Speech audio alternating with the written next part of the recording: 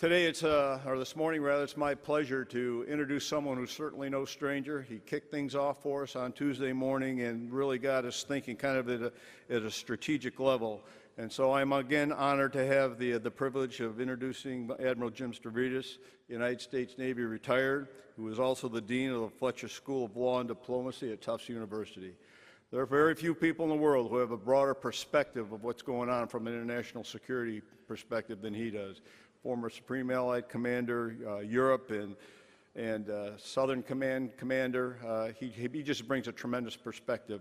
And today he's going to introduce our guest speaker for this morning and lead him with a discussion that I think will be certainly entertaining and thought-provoking and educational for all of us here. And that has to deal with this world of cyber that we're in. So without any further discussion, I'd like to welcome Admiral Stavridis to the stage.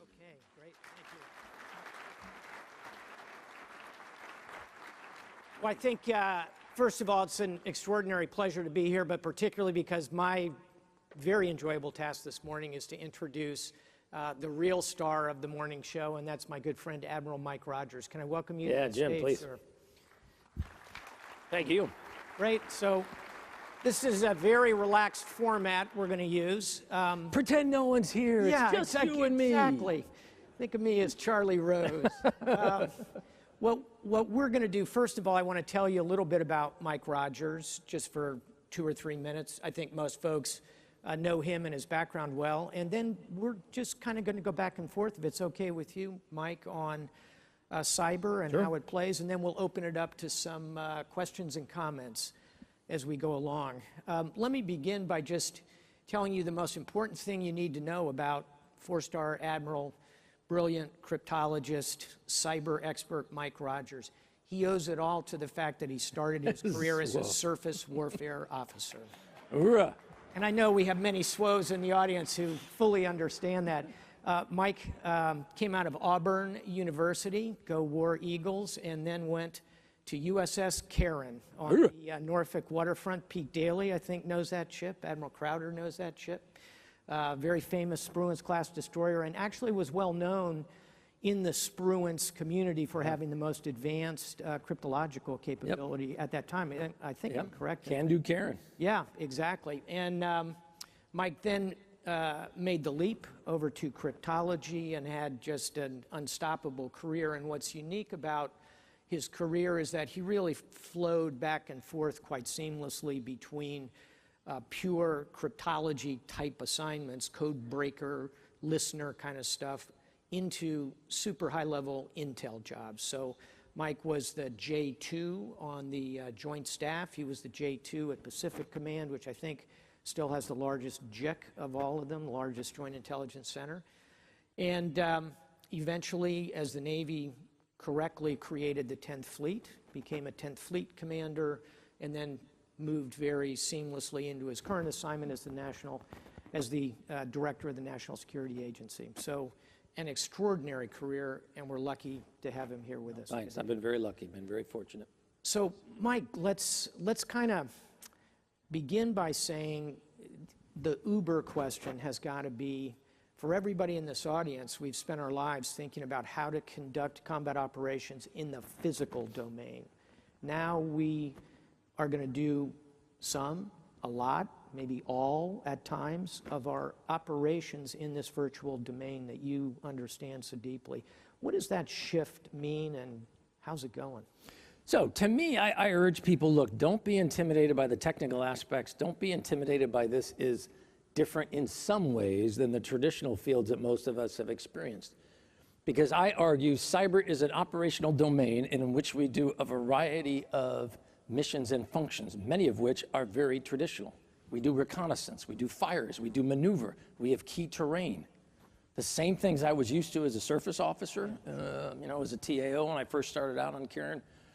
I constantly am always going back to that. Hey, how can we frame this in a way that brings a broader sense of recognition and makes it easier to integrate this into a broader set of operational activities? Don't make this thing so specialized, so unique, so different, then it just gets pushed to the side. That will sub-optimize our ability to execute cyber operations and, quite frankly, it will minimize, or at least negatively impact, in my view, the operational outcomes, which is the whole reason we're doing this in the first place. If it doesn't generate operational outcome, whether it be the offensive or defensive application of cyber, it is a waste of our time and it's a waste of an investment. We've got to focus on generating operational outcomes. Totally agree. Let me ask the question in a slightly different way. So if you had that proverbial blank sheet of paper to sketch out the way in which we ought to be structured and organized, if you will, trained, equipped, and organized in this space, what would that look like? In other words, and just to put a time frame on it, Mike, let's think about from where we are now over, say, a 5 to 10 year horizon. Right. So here's what I think we're going to look like in 5 to 10 years, and the arguments that I would make. Yeah. Hey, here's what we need to build towards. In the immediate near term, elevate Cyber Commando to Combatant Commander. I think that's pretty easy. There's really no pushback. Not that there aren't aspects of it that some will potentially have a different view, but I think the potential for that happening in the near term is high, even as I acknowledge, hey, it's not my decision and there are other perspectives. What I want to see in the 5 to 10 year time frame is, can we integrate cyber both offensively and defensively down to the operational tactical level? At the moment, we tend to differentiate between the offensive and the defense, in no small part policy, ROE, which is not a criticism of everybody. It's just where we are right now in the journey of cyber. Right. Offensive cyber, in some ways, is treated almost like nuclear weapons, in the sense that their application outside a defined area of hostilities is controlled at the chief executive level and is not delegated down.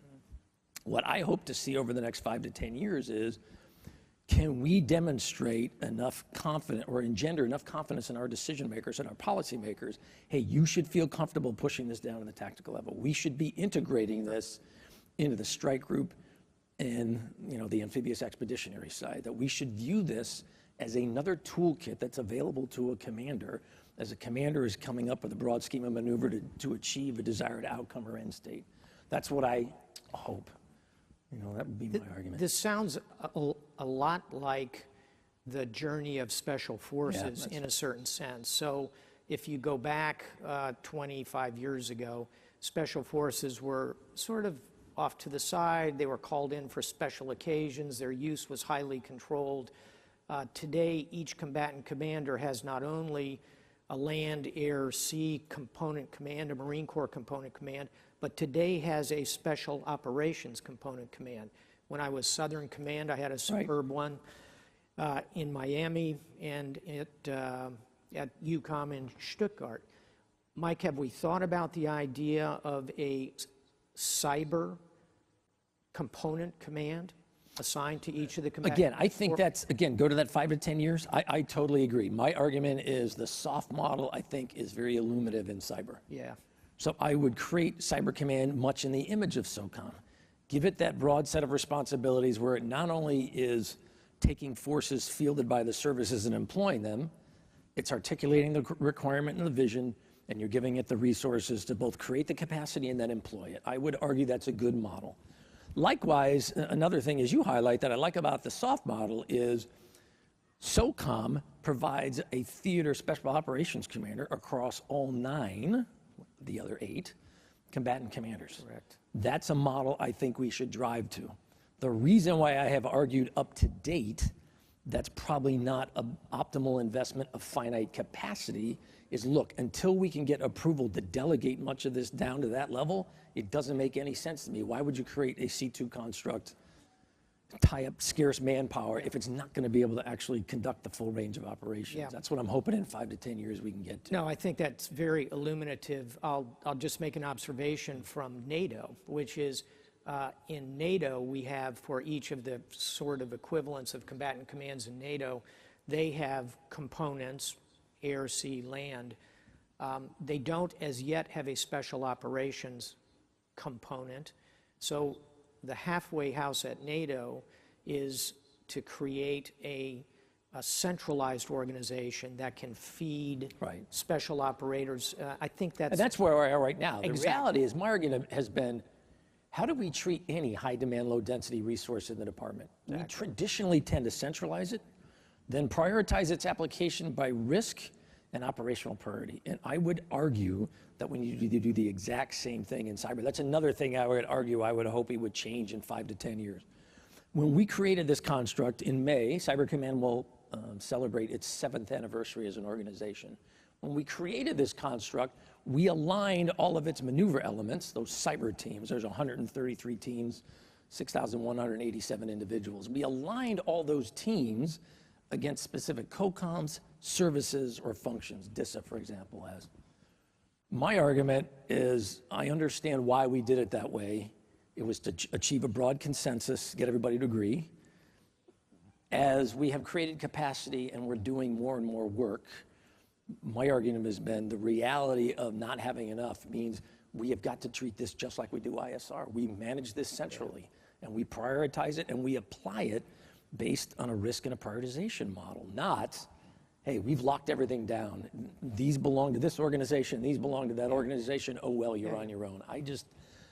I think we need to apply that same lesson here, and that's something for us at Cyber Command we'll be working on in the next year. I've teed up some ideas to the leadership about it. I think there's some things we could do differently in that regard. Makes enormous sense, and I know this conference heard from one of your subordinate commands, Mike Gilday, who I think is doing marvelous work at 10th Fleet, doing the Navy piece of what you're describing. Much better job than this predecessor. He's done a much better job than I ever did. So let's talk about where do we find these people? You're talking about 6,000 or so who are on the cyber reaction teams and so on, as well as a myriad of defenders, offensive, R&D kind of people. How tough is the fight for talent, Mike, as you sit in your So knock on wood, the force right now is about 80% military, 20%. If you look at the billet structure, it's about 80% military, 20% civilian. The civilian side, interestingly, a little less on the Cyber Command side, but just putting on my other hat for a minute on the NSA side, which is 60% civilian, 40% military. It's a little bit harder on the civilian side. On the military side, what we're finding is the same thing that motivates a young man or woman to want to be a rifleman as a Marine, to want to work the flight line as an Air Force individual, or to be a deck seaman is, hey, look, I want to be part of something bigger than myself. I like the ethos and the culture of the military and the service.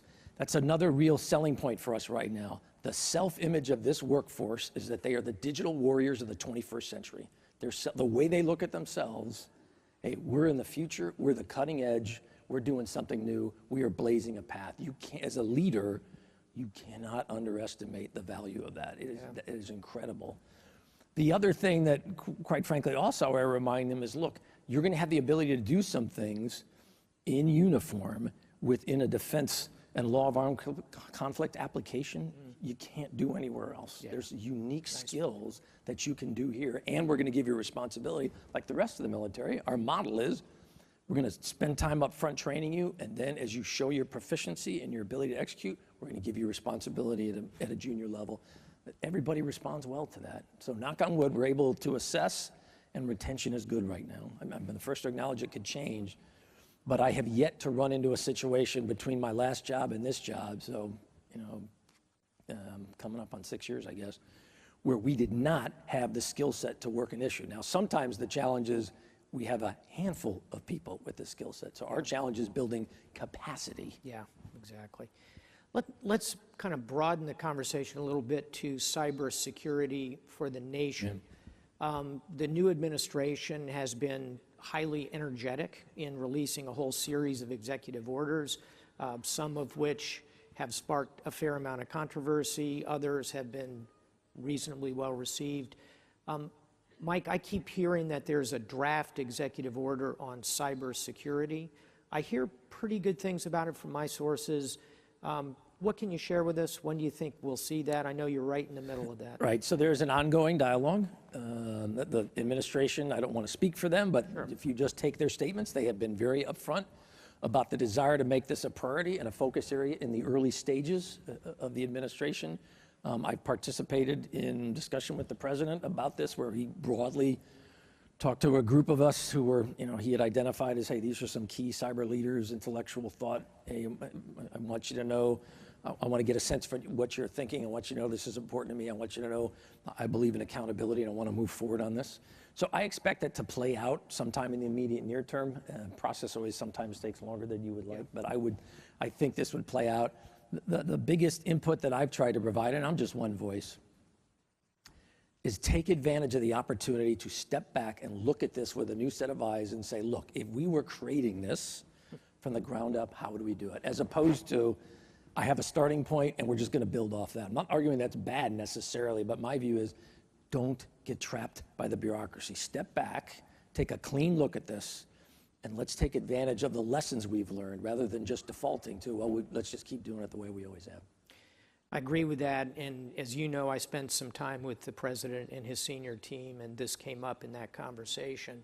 And I was encouraged by the level of concern, the understanding of how big a danger this is to the nation, and frankly, I'm happy that they haven't rushed this one out. You know, this is a classic case of you want it bad, you get it bad. That's certainly been the case in a couple of other circumstances. So let's hope that it rolls, but does so in a measured way, taking advantage of voices like you. And I do like, one other riff real quick. Yeah.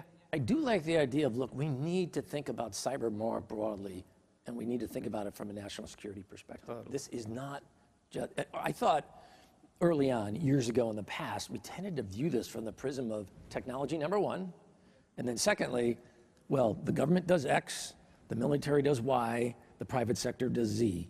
And we're just going to, and I'm going, that is not I don't think, that is not a model that's optimized for the digital world. Yeah. It's a reflection of legacy in a different time when we were very analog, largely copper-based. I just don't see it that way. I agree, which brings us to the private sector. And a couple of aspects of it I'd like to get you to comment on if you could. One is we have a marvelous cross-section of industry. Many of the firms represented on that marvelous exhibition floor are deeply into cybersecurity. I'm sure they would welcome hearing from you where you need help, where you're trying to go, what industry can put into the government acquisition pipeline. But the second point I'd like to talk about is the one you just made perfectly, which is how important private-public cooperation is, frankly, operationally, if we're going to defend the nation. So two big questions. Let me take the second one first, yeah, sure.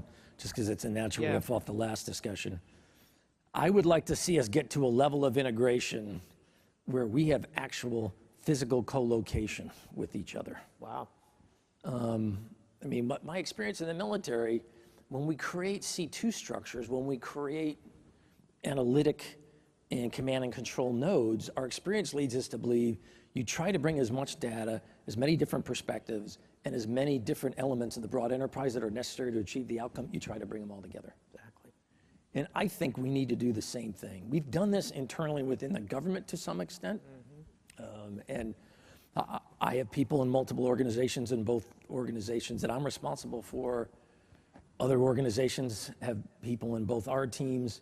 But I'd like to see us evolve over time to how do we do this with the private sector? And how do we, for example, take advantage of the sector constructs that are in place for the 16 segments in private industry that have been designated as critical infrastructure to the nation? Yeah. How do we take advantage of that and integrate at that level? Because I'm, as an execution guy, my view is, and my experience teaches me, you want to train, you want to exercise, you want to simulate as many conditions as you can before you actually come into contact with an opponent. Yeah. And discovery learning when you're coming together for the first time at the execution level, man, I have done that. I always remember Grenada as a JG. Yeah. And I'm thinking to myself, I have never worked with the 82nd Airborne in my life, and I'm the naval gunfire officer on Cairn. Yeah. And I'm getting tasked to do combat missions for troops in contact. Yeah. And I'm going, I have no clue what the 82nd's fire control procedures are. I've only worked with the MEU a little bit because it was the MEU, the Afloat World, and the 82nd. One of my takeaways from that experience, it's hard to believe it was October of '83, was I do not like discovery learning when you're moving to contact. This is a terrible way to do business. Yeah. So I'd like to see us change. No, that's a profoundly right point, and I'll bounce off that to say this is a bit like disaster relief. when you try to throw all that huge logistic muscle and capability of the military into a disaster relief scenario, if you haven't practiced, rehearsed, been alongside those non-governmental organizations, humanitarian organizations, is a classic soft power lesson learned. I think it absolutely applies in cyber. And I don't mean tabletops. The other point I'm trying to make is we have to move beyond tabletops down to actual execution. Tabletops, we tend to white card or big hands. Yeah. Oh, don't worry, that's not an issue. Exactly. Well, let's take the second half of the question. I was going to say I didn't answer the other part. No, second half of the question, which is, Keep me honest. for the private sector, what are you hungry to see walk in the door of your office, so to speak? What capability are you missing? So first let me talk defense and then let me talk offense. On the defensive side, we have got to get to machine learning at speed. Most defensive strategies right now are predicated on a priori knowledge. Hey, I optimize for known behaviors that I've seen before. That helps you deal with 90% of the challenge set out there. It's that 10% that you haven't seen before that tends to really kick your butt sometimes. Yeah. So we got to get to machine learning at speed. We got to get it to automation, and you've got to help me free up human capital. I still watch right now at times where I watch how incredibly motivated and well-trained men and women are doing tasks that I look at and go, look, we should be automating this. This is not the best use of your time, your perspective, your constructive thought. I would urge your help with that. I'd also urge on the industry side, both defense and offense, help us with human capital development. Because again, people love to talk about the technology, but at the end, our greatest edge isn't the technology. Our greatest edge is that motivated man or woman with the intellectual capacity to anticipate, to be innovative, and to be agile.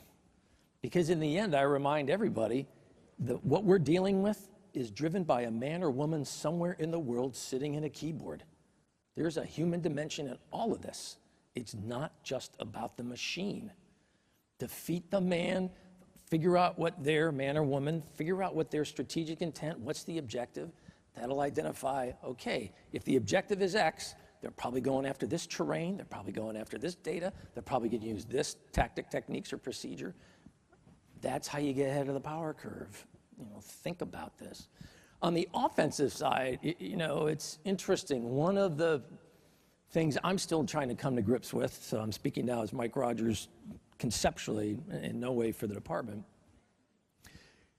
In the application of kinetic functionality, weapons, we go to the private sector and we say, hey, build this thing we call a JDAM, a TLAM, an AIM 120, fill in the blank. On the offensive side, to date, we have done almost all of our weapons development internally.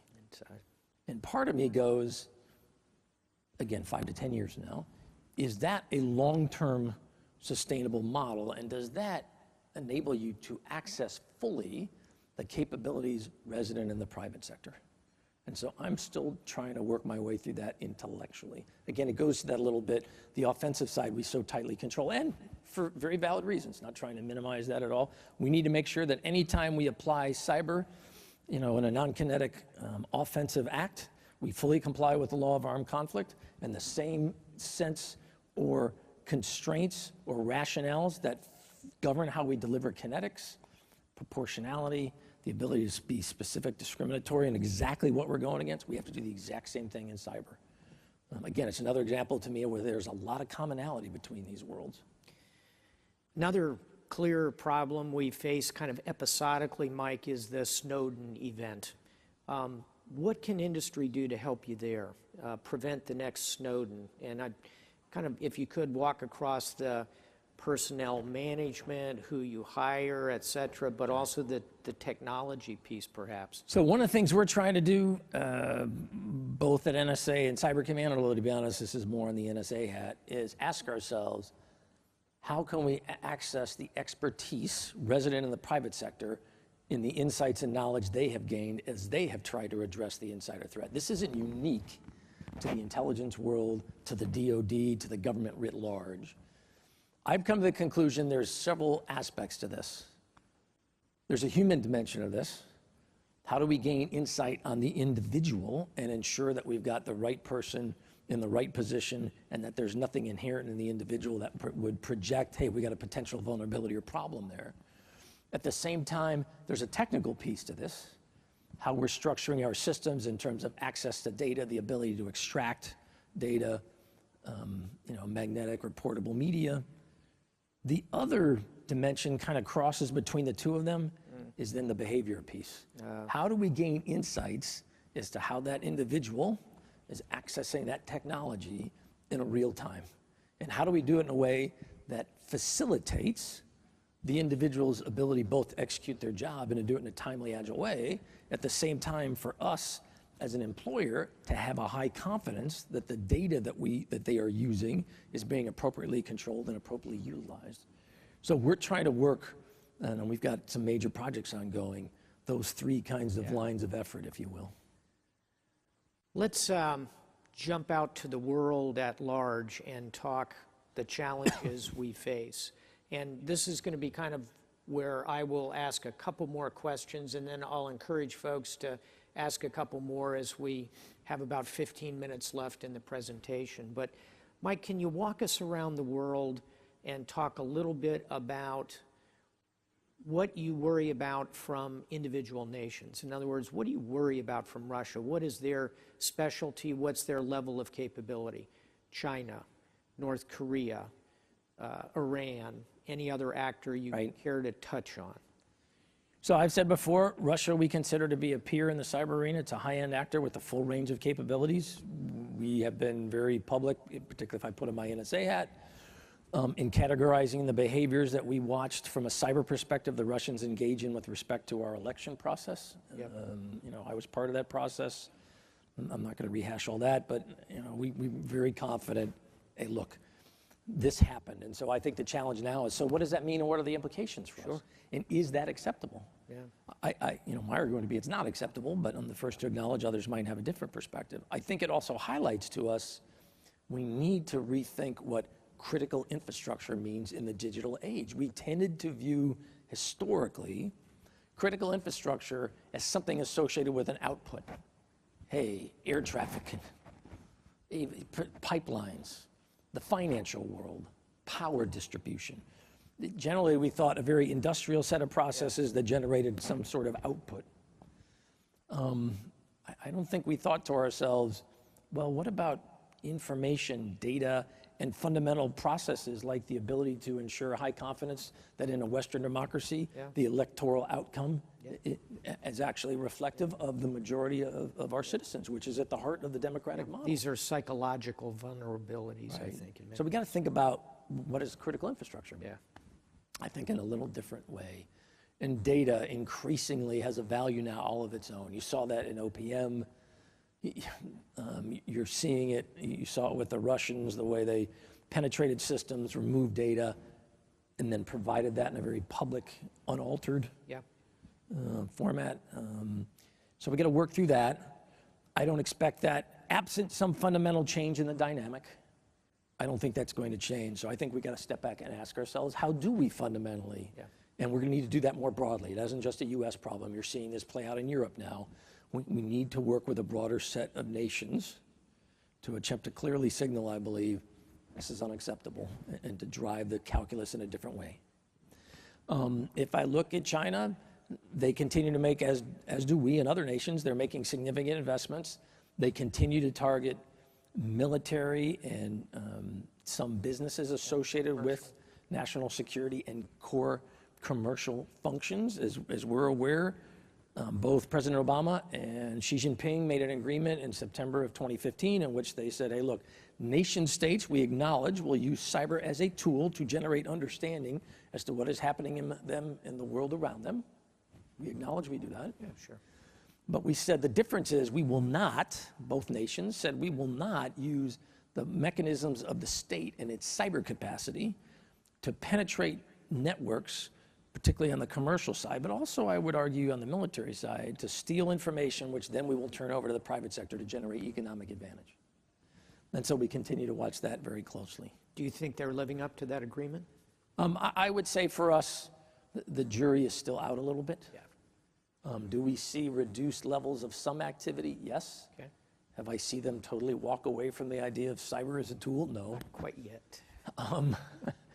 If I look at North Korea and Iran, North Korea, you go back to November 14, where we had the North Koreans engage in offensive action via cyber against the Sony Entertainment Corporation. We took a measure of steps the U.S. government did in the aftermath of that. Knock on wood, we're coming up on 2.5 years. We have not seen that same activity directed from an offensive standpoint. I will say we continue to observe North Korean activity directed against some elements within the United States. I'm not going to get into specifics, but we also see them being very aggressive with other nation states. And so we're trying to partner with some of those nation states to ensure that we're able to address that.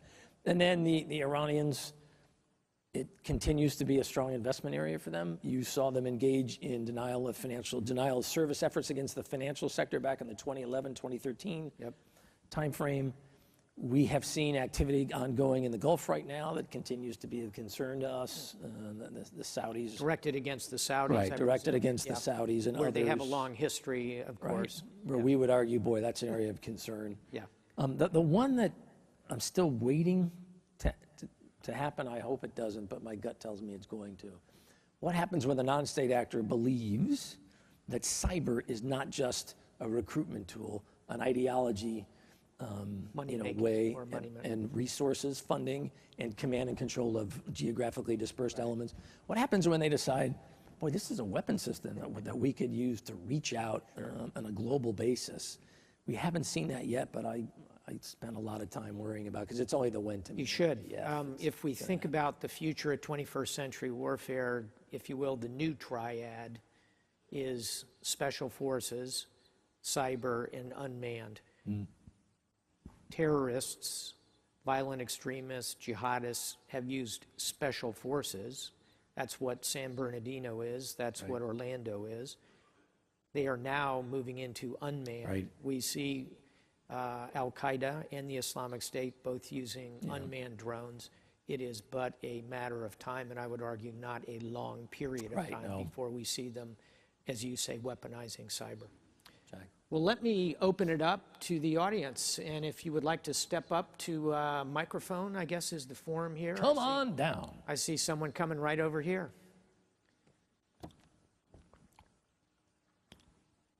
And please name and affiliation. Sure. Lucian Niemeyer. I have my own consulting practice in the D.C. area. Hi, sir. Appreciate, Admiral, your outstanding comments. One concern I have, in the beginning of your comments, you emphasized the operational domain. My concern, as a proud Navy War College graduate, we learned that predominantly American military force serves first to be a deterrent. And from my perspective, in the cyber domain, that's been an absolute failure for us, because we do have millions of attacks, some have been successful, that have either stolen Social Security numbers or, even worse, threaten the fundamental nature of our U.S. economy if there's a successful attack. So at what point can you turn the cyber capability in this country into a deterrent, whereby a perpetrator, whether it be a nation state or an individual actor, knows that if he carries out an attack on a network, he or she will be brought to justice? So at what point do we make that happen? Got it. I would argue that we should view cyber as one element of a broader deterrent campaign. To think about cyber as one dimension of something bigger. Because I think that's got a greater probability of of achieving the outcome that you've referenced than if you just look at cyber through a very, narrow prism of tit for tat kind of things. I do agree we have got to fundamentally change the dynamic, because right now most nation states,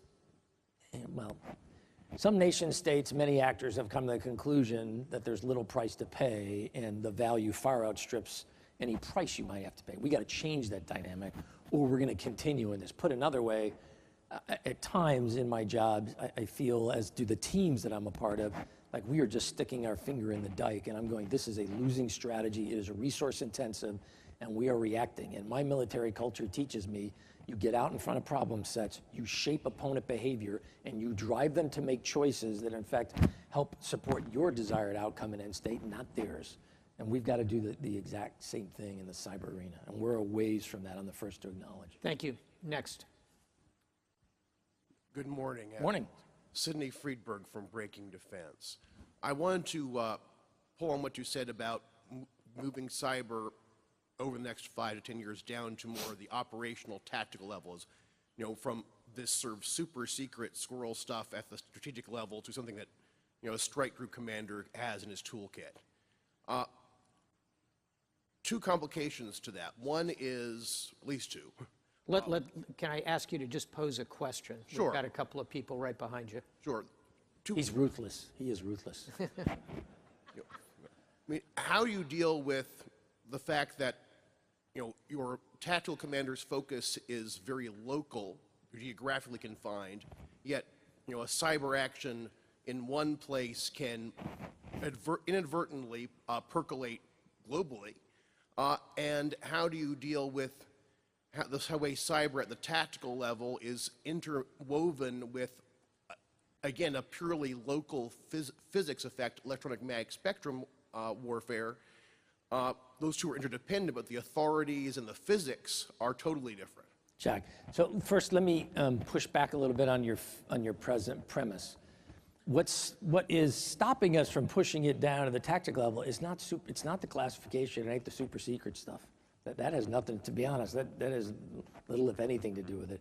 It's more this, can you get the authority, can you get the rules of engagement right now that would allow you to actually employ it? It's not some classification issue. My comment would be, look, the same thing happens in the kinetic world. In the world we're living in now, the tactical application of kinetic force often has strong strategic implications well beyond the immediate physical environment of the application of that force. Cyber has many of those same characteristics, and just as we have come up with a series of processes, controls, and oversight that govern the application of force in the traditional ways that tries to make sure we address that strategic impact with tactical application, I think we can do the exact same thing over time with cyber. And I acknowledge we have to do that. I'm the first to acknowledge that. Thank you. Next up. Good morning, sir. Mike Dom, Office of Naval Intelligence. Good to see you again, sir.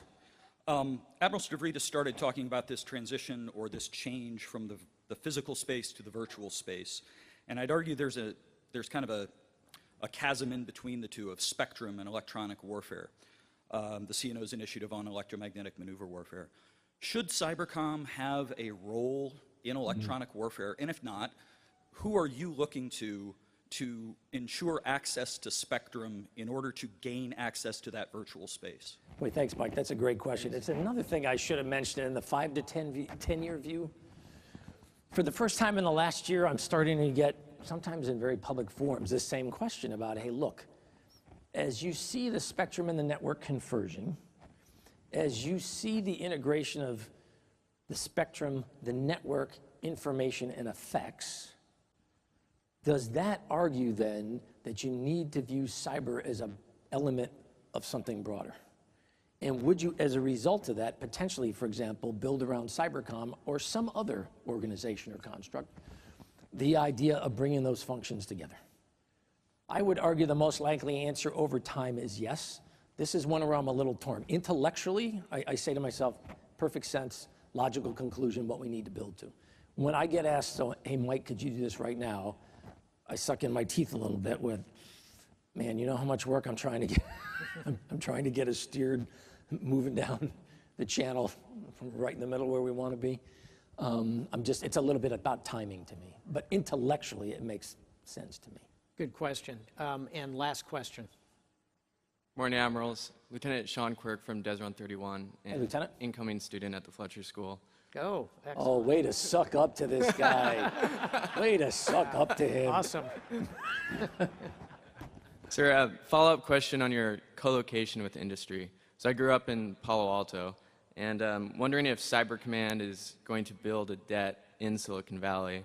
And then secondly, how forthcoming have the high-tech companies in Silicon Valley been to confront overseas cyber threats? Yeah. So actually, Cyber Command already has a detachment in Silicon Valley. We call it the Point of Partnership. It's been in place since 2014. In fact, DIUX kind of grew from the presence we had out there, where others in the department became aware of it and approached me saying, hey, look, we think this is something we could build on. How can we make this larger, a broader mission set, not larger in size, but a broader mission set than just the focus on cyber. And DIUX is in place doing some great things. We support DOI, that Point of Partnership supports DIUX. We're co-located with each other. I'll be honest, we're in a better place overall in terms of DoD, Intel in particular, relationship with the private sector. I think we're able to take some of the emotion out of the past few years and look, could we just deal with the facts? Let's take the emotion out, let's just deal with the facts. Others will have a different perspective. That doesn't bother me at all. That's the nature of life. I just want that perspective to be based on fact and not allegations and some often fairly inaccurate reporting that I see. Not that it's all totally inaccurate, I don't mean to claim that, but. So that's clearly, where we need to go in the future.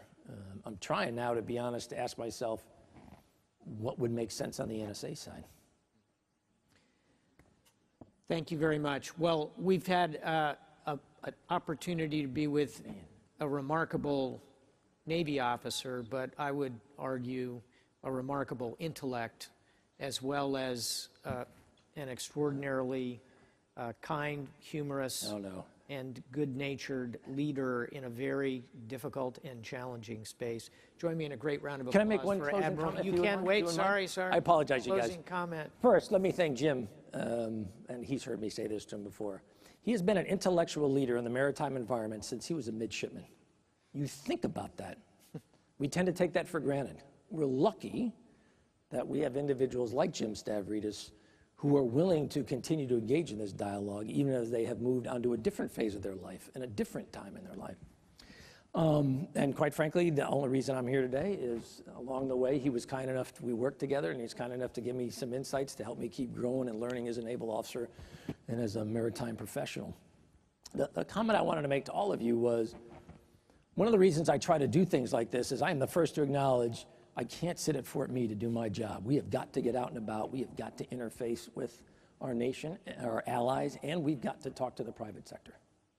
There is an amazing amount of innovation, insight, and analytic expertise and horsepower in this room.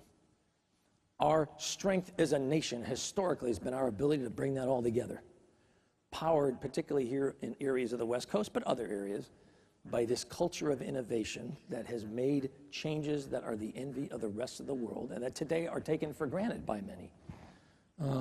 So I ask your help as we move forward. I'm responsible, along with my teammates, many of which you've seen here today, who are great, hardworking men and women. I ask for your help in trying to move forward as a nation. The cyber dynamic we're dealing with now, I don't think any of us like where we are. And I don't like admiring problems, I like fixing problems. And I'm going to need your help, as will others, to help us do just that. I hope you take some measure of confidence from the men and women you've seen over the last few days who are part of that cyber enterprise. If you could see these young, motivated men and women, young petty officers, NCOs, junior officers, civilians, when they're working a problem set, oh man, it's one of my proudest days as a leader. I just love being around them. And they are doing amazing things for this nation, and they're doing amazing things for the United States Navy. And thank you very much for your guys' time today. Can't top that. Well done, Mike. That was fabulous. Thanks, Jim. That was so cool. Thank you.